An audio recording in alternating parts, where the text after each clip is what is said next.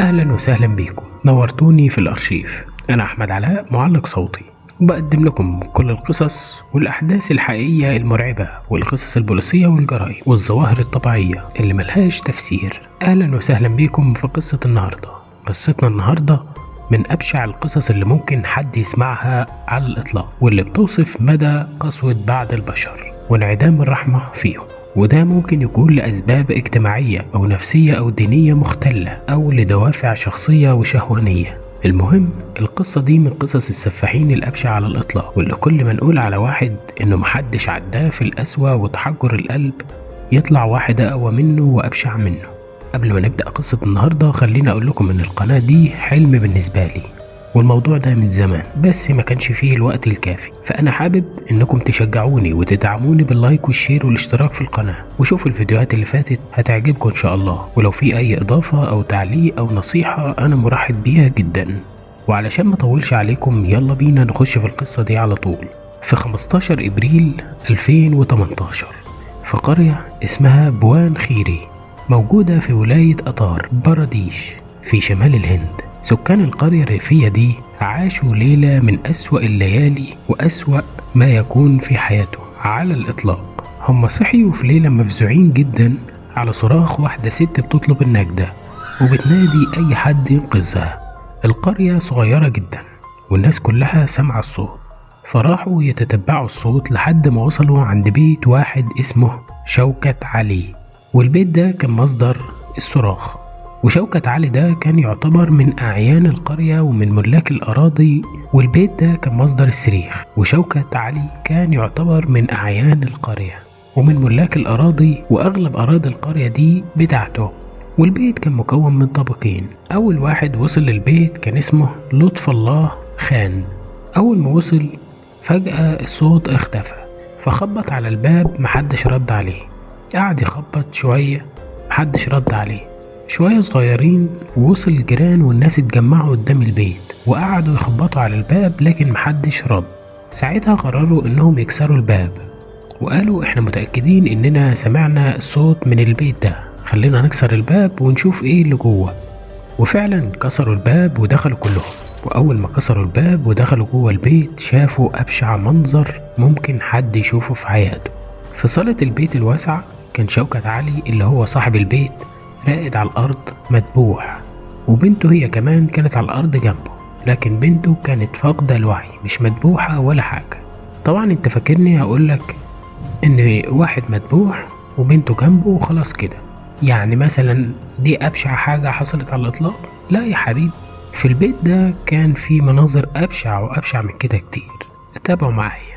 المهم الجيران قعدوا يدوروا في البيت، لقوا زوجة شوكة علي وعياله وزوجة ابنه وبنت أخوه الصغيرة، كلهم كانوا مدبوحين من رقبتهم وكلك على الأرض. تخيلوا حتى إن الحفيد اللي عمره 10 شهور كان مقتول، مات مخنوق، في حد خنقه، وكان على الأرض بين جثة أبوه وأمه. بعد اللي حصل ده كله كلنا عارفين إن الوحيدة اللي نجت من المذبحة ديت هي بنت الراجل ده، واللي اسمها شبنام بنت شوكة علي، واللي عمرها 25 سنة. وبعدها الناس خدوها على المستشفى علشان تاخد العلاج اللازم، وبعدها الشرطة خدتها علشان تحقق معاها في المجزرة اللي حصلت في البيت دي. الشرطة سألوها وخدوا أقوالها، فهي قالت إن في مجموعة من اللصوص هجموا على البيت وهم اللي عملوا المذبحة دي، لكن كلامها ما أقنعش المحققين. البيت مفهوش أي شيء مسروق، وباب البيت الأمامي كان سليم ومقفول، معناه ان ساعة وقوع الجريمة مفيش حد دخل او طلع من البيت. وتقرير الطب الشرعي خلى القضية دي تتعقد اكتر واكتر، لان التقرير بين ان الضحايا كلهم اتعرضوا للتخدير قبل ما يتقتلوا.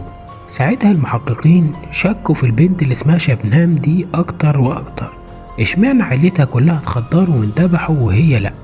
وسألوا شبنام السؤال ده، لكن هي ما كانش عندها رد. يقولوا لها انت ايه اللي حصل معاكي؟ اشمعنى انت يعني اللي ما انذبحتيش مع انك كنت جنبهم عادي؟ لكن هي ما كانش عندها اي تفسير ولا مبرر. الشرطة بعدها راحوا لسكان القرية علشان يجيبوا الزتونة بقى بطريقتهم، وبدأوا يتحروا ويسألوا الناس اكتر واكتر. وأهل القرية قالوا يعني إن العلاقة ما بين العيلة دي وبعضها كده كانت متوترة الفترة اللي فاتت، وتحديدا مع بنتهم شبنام دي. مين شبنام دي يا عم؟ شبنام دي واللي هي بنت شوكت علي زي ما احنا عارفين، معاها ماجستير في اللغة الإنجليزية، يعني تعليمها كويس خالص، وكمان معاها ماجستير في الجغرافيا وشغالة مدرسة، ومن عيلة غنية من ملاك الأراضي، واللي أكيد لو عندهم بنت زي شبنام دي فهم هيجوزوها من شاب من مستواها ويليق بيها. وده كان مربط الفرس بتاع النهاردة.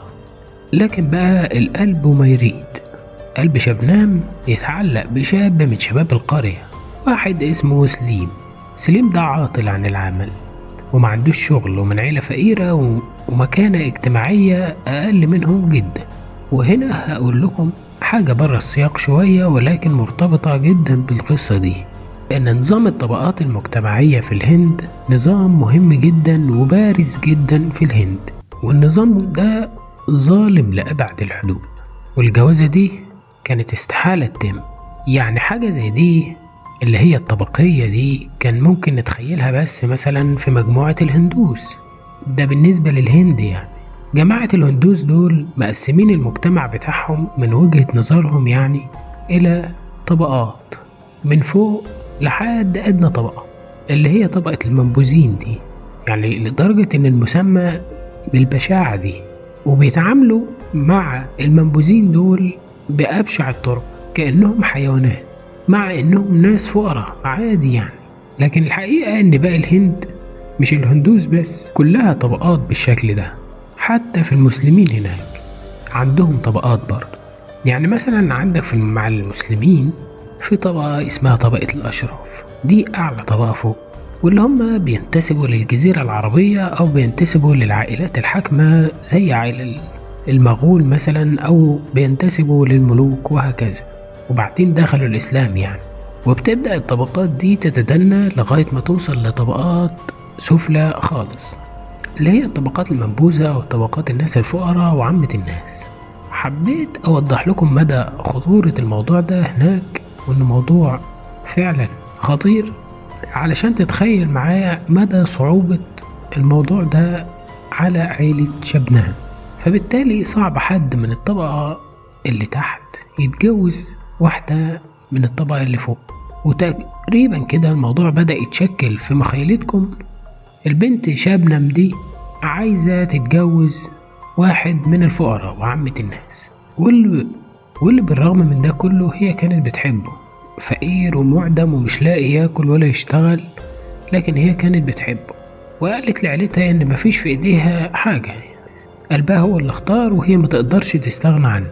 ووصل الامر بينهم ان هم يضربوها ويزعقوا لها ويقولوا لها ان ده مش من توبنا ومش عارف ايه والكلام ده كله، ويعملوها معاملة وحشة على اساس ان هي تسيبه وتنساه.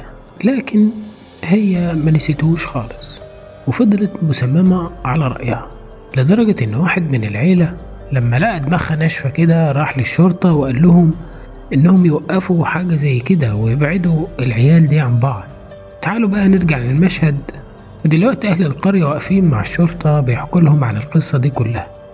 الشرطة جابت شبنام وسليم وقعدوا يحققوا معاهم، وفي التحقيقات اتضح ان هما اللي خططوا للموضوع ده كله وقتلوا العيلة كلها علشان يصفلهم الجو ومحدش يكون معترض على جوازهم، وخصوصا ان شبنم كانت حامل في الشهر التاني. المهم في اليوم المشؤوم ده اللي اتقتلت فيه العيلة دي، قالت شبنام ان سليم ادالها مخدر، فهي قامت حطت المخدر ده في الشاي، وبعد العشاء قامت عملت الشاي ووزعته عليهم كلهم، وبعدين رنت على سليم علشان يجي يقوم بالواجب. واللي ما كدبش خبر وجه ومعاها فاس، تقريبا كان جاي من الغيط على الذبيحة على طول. المهم شبنم الخاينة كانت بتمسك له راس ابوها وامها وهو كان بيذبح. بقى الحب يعمل كده؟ هو ده اسمه حب؟ ده مش حب، ده انتقام. المهم خلصوا على كل افراد العيلة وكان فاضل بس الطفل الرضيع، فهو ما قدرش يذبحه، فقامت هي حطت ايديها على رقبته وفضلت تخنق فيه لحد ما مات، وبعدين حطته بين ابوه وامه على الارض بعد كده قامت ودعت حبيبها وقامت قاعدة تصرخ لغاية ما الناس لمت قدام باب البيت، وبعدين رقدت على الأرض وعملت نفسها مغمى عليها زي ما حكينا بالظبط. القضية دي شغلت الرأي العام والصحافة ووسائل التواصل الاجتماعي، وجميع الناس في الهند كانوا بيتابعوا أحداث القضية دي وبيتابعوا اللي بيتم فيها أول بأول. والغريب والعجيب جدا إنه في وقت المحاكمة هما الاتنين انقلبوا على بعض. هي قالت إن هو اللي عمل كل حاجة وقتل كل عيلتها من غير ما يقول لها ولا ياخد رأيها في أي حاجة، على أساس إن هما هيصفى لهم الجو، وبعد كده محدش هيعترض على جوازهم وهيعيشوا بقى في تبات ونبات. وهو قال لا، ده هي اللي رنت عليا وكانت سكرانة، ورحت البيت هناك لقيتها خدرت كل عيلتها وانا ساعدتها في قتلهم بس. القاضي بعدها قال لها انا متفهم شعور ان انتي حبتيه جدا من كل قلبك ومتفهم اخلاصك للحب ده واللي كان ممكن تاخديه وتهربي، ولكن انت طماعة، انتي كنت عاوزة يصفالك الجو خالص وتستولي على كل أملاك عيلتك علشان انتي جاشعة بالأساس، وتم الحكم عليهم بالإعدام. ولكن الحكم ده كان غريب في الهند، ومع انه غريب لكن الناس محدش استغرب الموضوع ده. وبقول لكم غريب لأنه يعتبر تاني حكم بالإعدام على امرأة في تاريخ الهند من يوم استقلالها من بريطانيا في 1947. هم أعدموا واحدة ست، والحكم ده لو اتنفذ هيكون تاني حكم بالإعدام على واحدة ست.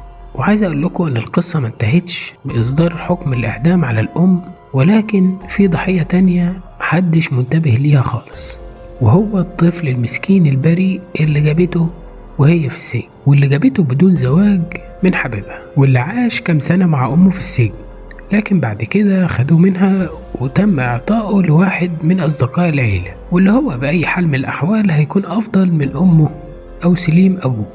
الولد المسكين ده معملش أي ذنب خالص ولا عمل أي جريمة.